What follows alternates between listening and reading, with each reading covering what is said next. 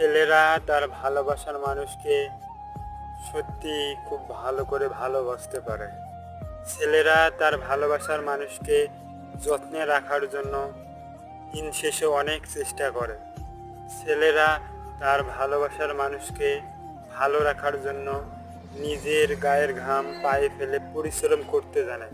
ছেলেরা তার প্রিয় মানুষকে সুখে রাখার জন্য সব সময় চেষ্টা করে।